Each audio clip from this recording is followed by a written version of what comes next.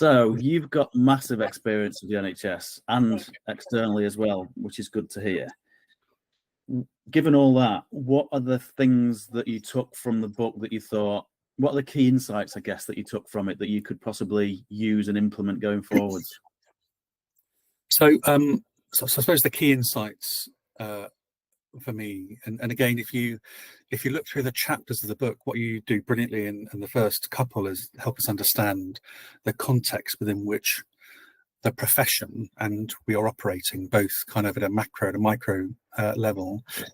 I'm personally really fascinated by the kind of cognitive behavioral stuff, how people think, why organizations do what they do. And I think the chapter in the book that deals with that specifically is really helpful.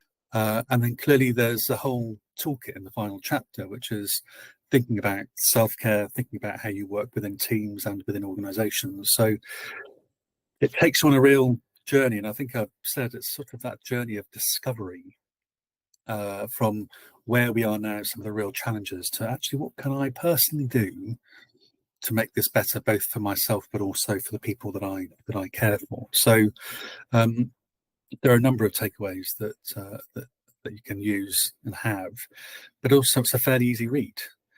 I'm not a great reader, interestingly, but it was an easy read. That is so good to hear. And for me, the eureka moment, I think, is historically, I think we all fall into the trap of, oh, it's the manager's problem. The managers know nothing, and aren't they idiots? Whereas when you start to understand those cognitive science behavioral traits that we've all got, you realize they're not idiots, they're just humans. And we're overwhelmed with stuff, and there's things we can do to help that and to bridge the gap between. My biggest drive, I think, at the moment is just bridging that gap between the managers at the top and the frontline staff. And that the knowledge on the front line is so critical, but nobody's got time to really connect with it. So that's really what I'm trying to do with a lot of the Fit to Care, and see that it is a personal mental health ability. When you feel well and you're healthy and you're fit, you can do a lot more and you can achieve a lot more. So that's part of it. But being fitting with yourself, fitting with your team, fitting with the organization, and ultimately serving the patient, life becomes a lot easier.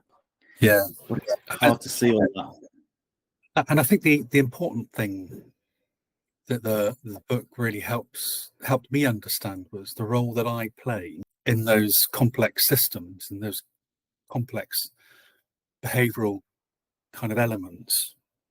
So we should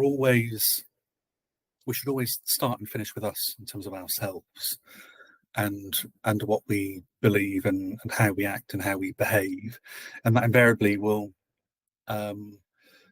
decide on how others act and behave around us. And you're right that we are all in the NHS and in healthcare principally for the same reason, which is to serve and to ensure that the people that we care for get the best possible care.